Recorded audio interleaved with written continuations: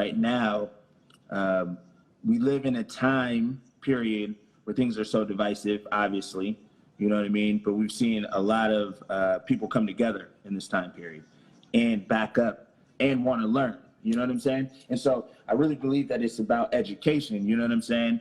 And holding the space for these Black voices, especially yours, you know what I mean? Yeah, I would say information. I don't mean I would say information because education is Christopher Columbus. Education is Cortez. Education is Thomas Jefferson. Information is telling you what they did, why they did it, and what the ramifications of it is. You know what I'm saying? So we need information. Our education system is extremely flawed.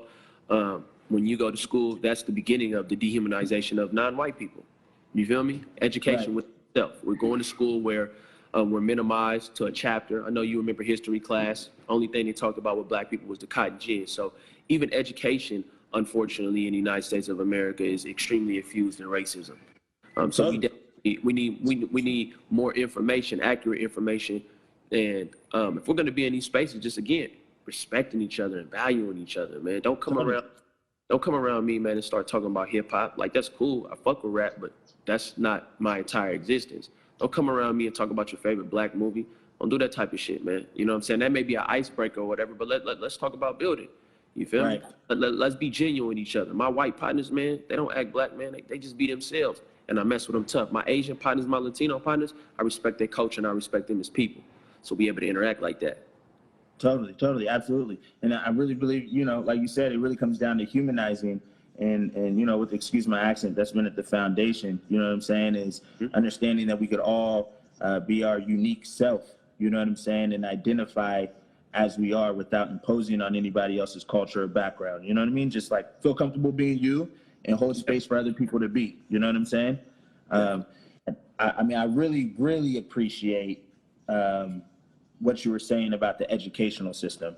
And I feel like there is a awakening happening where people, you know, you've seen this on Facebook floating around, where people are starting to look at these different idols and tear down statues, et cetera, et cetera, et cetera, where people are searching and hunger for the truth, really. You know what I'm saying? And, you know, growing up Black in America is interesting because we're told a lie about ourselves. You know what I mean? Unfortunately, you know what I mean? And I really do believe this is a great opportunity. You know what I'm saying? How have you been dealing with that? You know what I'm saying?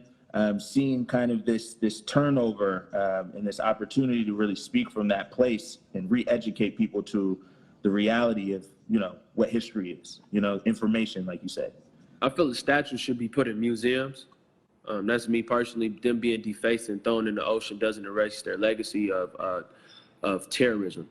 When you look at the Jewish Holocaust, there's a lot of, I would say, artifacts or statues and stuff for them to be able to learn about what happened to them. I don't agree with the defacing. I feel they should be taken down, put into place, and let's talk about racism. You know what I'm saying? Like, let's have racist museums so people can learn. How do I feel about the enlightenment or this information or this quest to know the truth? I think it's a beautiful thing. That's what illumination is. When you look at the sun is the light. And when you look at the light, you read in the light. You don't read in the dark. You know what I'm saying? So for the United States, for the country as a whole to say, okay, so what is American history? What is Black history? Well, Black history is American history because Black people have been here since 1619, building economic wealth.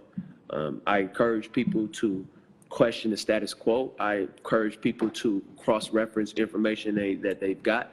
And I encourage people to add to the narrative of whatever the education is that they receive, or just question it. You know what I'm saying? But I am happy. I am happy to see people realizing that, you know, Thomas Jefferson was a slave owner. He was a piece of shit. The founding fathers of this country were, I feel like they're phenomenal to white people. But to us, they're pure terrorists. My ancestors weren't happy to see those dudes with owning them. I've never looked at any of these guys as heroes, but I understand their plight. So this is another thing. I may not agree with something, but that doesn't mean I don't understand it. When you look at the way this country has been set up by white men, I understand it. You want your white son and your white daughter to be proud of what's going on.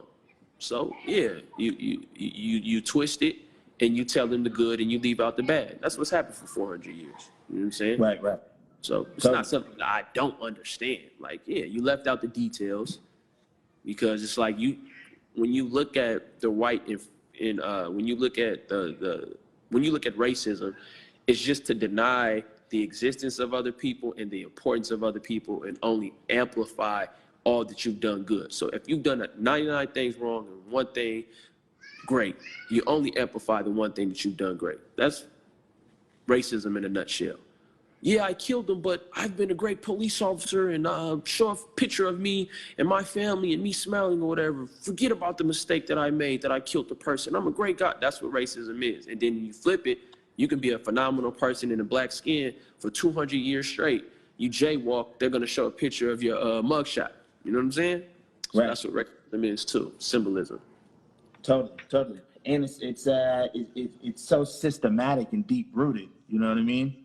And you know, a lot of people are starting to really waking up to that fact that it's different from a history book that you read from somewhere, you know, on the West Coast in Alabama. You know what I'm saying?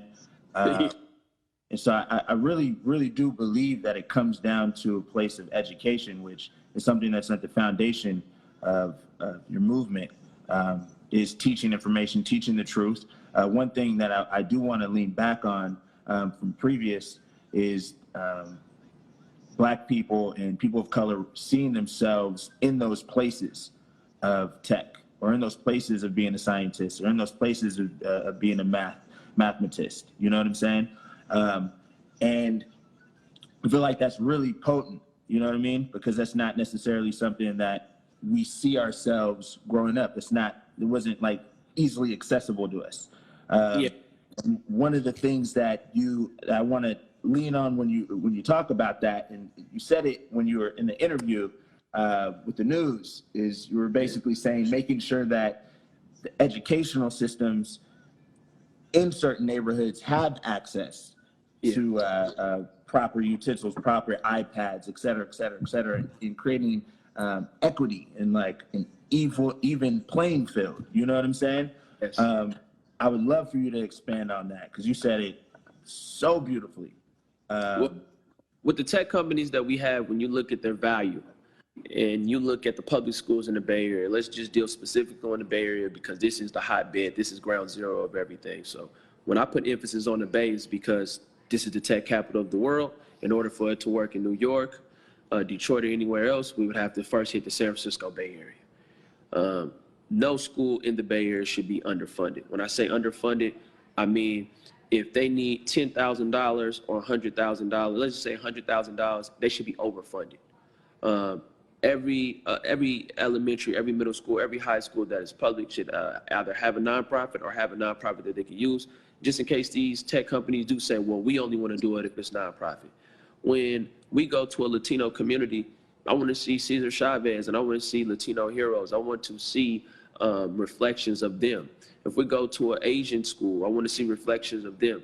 School and education needs to be it needs to be personal. So when we go to these Black communities, yeah, you could talk about Dr. King, but show them Huey P. Newton, show them Malcolm X, show them all of these different people, and treat their mind for what it is. Their mind is a precious gem.